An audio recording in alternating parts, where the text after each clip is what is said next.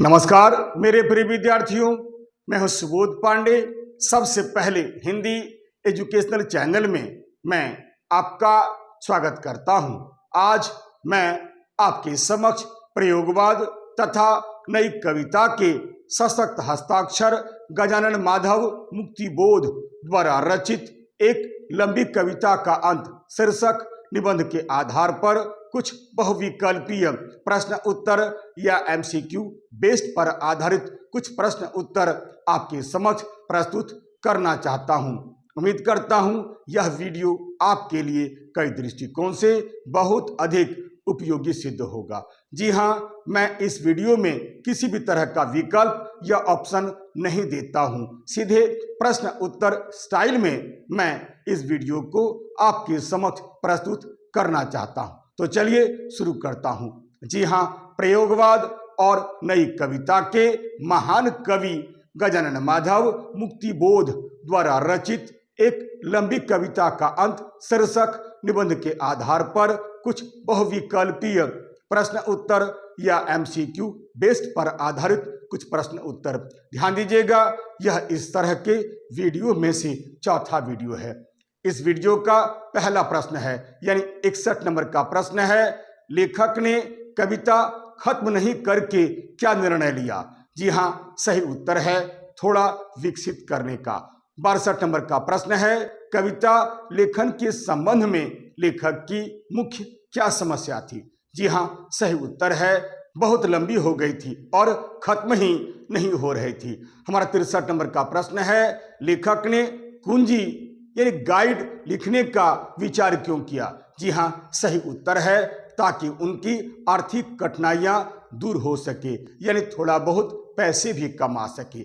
आइए अब मैं 64 नंबर का प्रश्न पढ़ता हूं। हमारा प्रश्न है, लेखक किस बात से भयभीत था? जी हां, सही उत्तर है कविता की लंबाई को देखकर।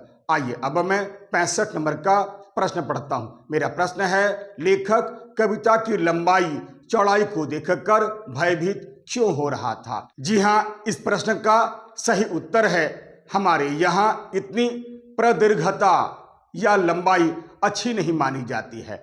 हमारा 66 नंबर का प्रश्न है, लेखक के अनुसार कोई भी लंबी कविता पढ़ना नहीं चाहता है, लेखक ने इसका क्या कारण बतलाया है? जी हां, सही उत्तर है लंबी कविता प्रायः उबाने वाली होती है, यानी ऐसी कविता हमारे मन में ऊब पैदा करती है।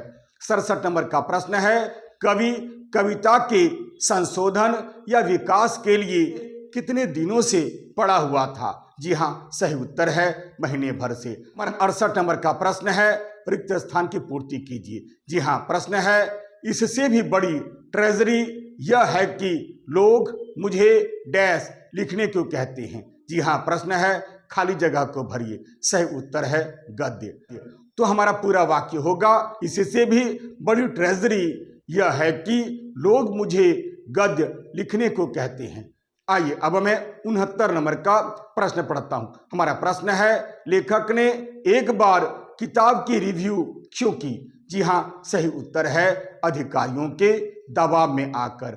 हमारा 70 नंबर का प्रश्न है, लेखक स्वयं को किस तरह का पागल व्यक्ति मानता है? जी हां, सही उत्तर है सदा साहित्य लिखने वाला व्यक्ति, यानी सदा साहित्य लेखन में रुचि रखने वाला व्यक्ति। आइए अब मैं 71 नंबर का प्रश्न पढ़ता हूं। हमारा प्रश्न है, लेखक क्या वचन देता है? जी हां, सही उत्तर है लेखक कविता नहीं बल्कि गद्य लिखेगा ऐसा वचन देता है। आइए अब मैं 72 नंबर का प्रश्न पढ़ता हूं। हमारा प्रश्न है, लेखक अपनी कविता को किस रूप में लिखना चाहता है? जी हां, सही उत्तर है कहानी के रूप में। हमारा 73 नंबर का प्रश्न है, रिक्त स्थान की पूर्ति कीजिए। ध्यान दीजिएगा, इस बार आपसे ऐसा भी प्रश्न पूछा जा सकता है। जी हां, हमारा प्रश्न है, कवि छोटी कविता को डैश कविता मानता है? प्रश्न है, रिक्त स्थान की पूर्ति कीजिए। जी हां, सही उत्तर है अधूरी। तो हमारा पूरा वाक्य हो जाएगा, कवि छोटी कविता को अधूरी कविता मानता है। हमारा 74 नंबर का प्रश्न है, कवि के अधिकारी गण लेखक को डैश समझते हैं?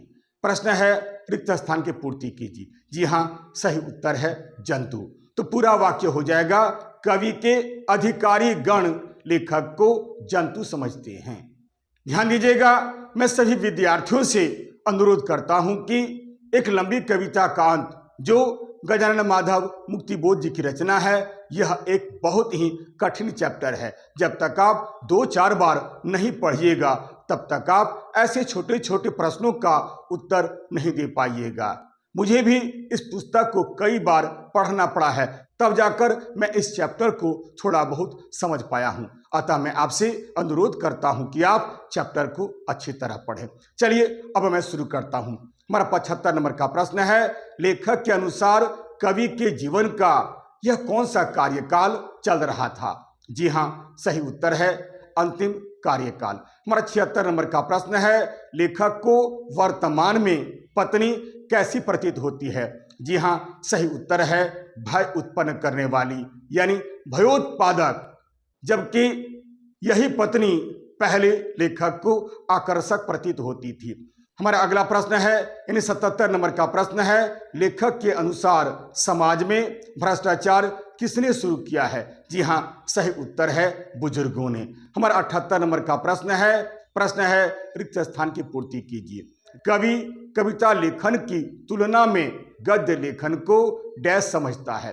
प्रश्न है रिक्त स्थान की पूर्ति कीजिए। जी हाँ, सही उत्तर है लाभदायक। तो ध्यान दीजिएगा, कवि कविता लेखन की तुलना में गद्य लेखन को लाभदायक समझता है।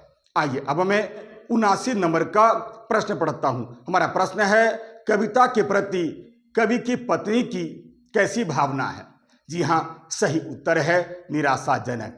आइए अब मैं इस वीडियो का आखिरी प्रश्न पढ़ता हूं, यानी 80 नंबर का प्रश्न पढ़ता हूं। मेरा प्रश्न है, कवि ने जो काव्य कथा लिखी थी वह वास्तव में कैसी थी? जी हाँ, सही उत्तर है एक एलिगरी या एक रूपक। तो ध्यान दीजिएगा, पूरा उत्तर हो जाएगा, कवि ने जो काव्य कथा लिखी थी वह वास्तव में एक एलिगरी या एक रूपक था।